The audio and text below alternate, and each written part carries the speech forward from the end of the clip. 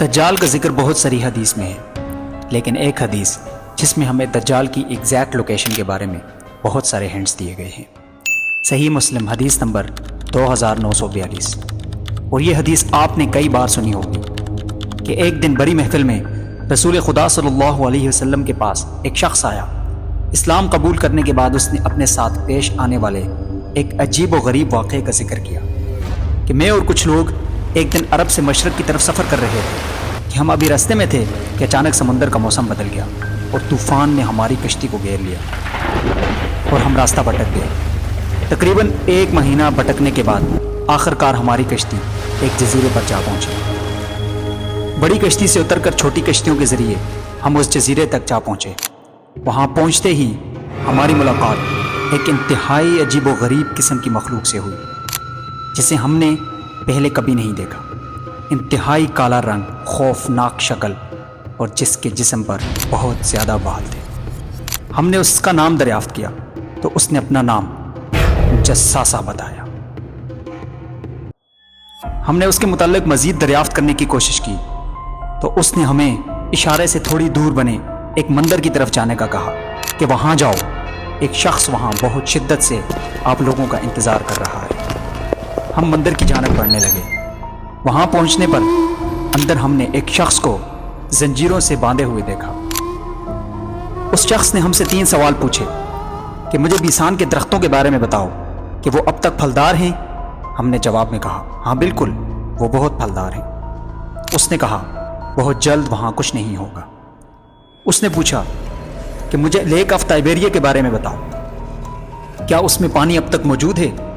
ہم نے کہا بالکل، اس میں بہت زیادہ پانی ہے۔ تو اس نے کہا بہت جلد یہ بھی خشک ہو جائے گا۔ پھر اس نے کہا مجھے اس امی پیغمبر کے بارے میں بتاؤ، کیا کیا ہے اس نے اب تک؟ ہم نے اسے بتایا کہ وہ مکہ سے نکل کر مدینہ آباد ہو چکا ہے۔ اس نے کہا واقعی وہ یثرب یعنی مدینہ آ چکا ہے؟ یہ بات سنتے ہی اس نے کہا کہ اب میں بتاتا ہوں کہ میں کون ہوں۔ میں ہوں دجال، اور بہت جلد میں اپنی قید سے آزاد ہو جاؤں گا اور تمام علاقوں میں جاؤں گا سوائے یثرب یعنی مدینہ۔ رسول خدا صلی اللہ علیہ وسلم نے تمام لوگوں کو مخاطب کر کے کہا اے لوگو، یہ یثرب یعنی مدینہ ہے۔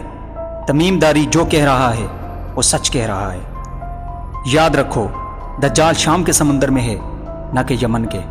اور اپنے ہاتھ سے مشرق کی طرف اشارہ کر کے کہا دجال مشرق میں ہے، دجال مشرق میں ہے، دجال مشرق میں ہے۔ دوستو اب تھوڑا پیچھے چلتے ہیں۔ جیسا کہ ہم نے دیکھا کہ مشرق کی طرف سفر کرتے ہوئے ان کی کشتی ایک جزیرے پر رکی تھی۔ So let's find out all the island east of Medina. Medina کے ایسٹ میں دیر از اے فیمس عربین سی، اور اس میں 4 مشہور جزیرے پائے جاتے ہیں: لکشدویپ آئی لینڈ انڈیا، سکوٹرا یمن، مسیرا عمان اور استولا پاکستان۔ حدیث کے مطابق دجال یمن کے سمندر میں نہیں ہوگا، تو ان 2 آئی لینڈ میں کچھ نہیں۔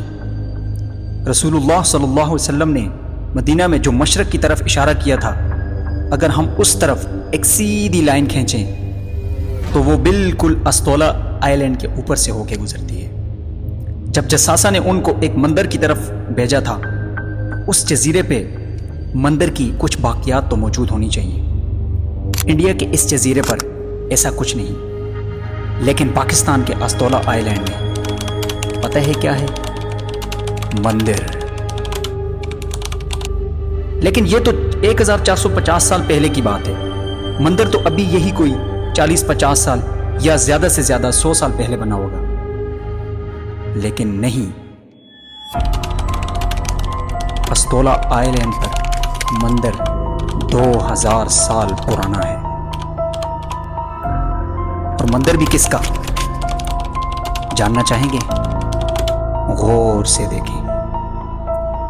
کالی ماتا، ہندوؤں کی سب سے خوفناک اور خطرناک گاڈس دیوی، جو دکھنے میں بہت خوفناک اور جس کے جسم پر بہت زیادہ بال ہیں۔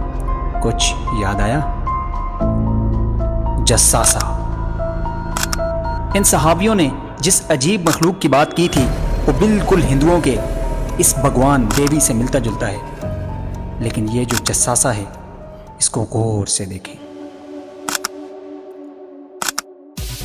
1970s کے امریکن میوزک انڈسٹری کے سب سے بڑے بینڈز میں سے ایک بینڈ رولنگ اسٹون ہے، جس نے اپنا یہ لوگو اس ہندو گوڈس یعنی کالی ماتا سے انسپائر ہو کے بنایا، اور یہ لوگو پچھلی صدی کے سب سے مشہور لوگوں میں سے ایک ہے، اور رولنگ اسٹون بینڈ کو one of the greatest band of all time مانا جاتا ہے۔ کچھ سمجھ آیا کہ پوری دنیا کے فلم اور میوزک انڈسٹری کو کنٹرول کرنے میں سب سے بڑا ہاتھ کس کا ہے؟ کمنٹس میں ضرور بتائیے گا۔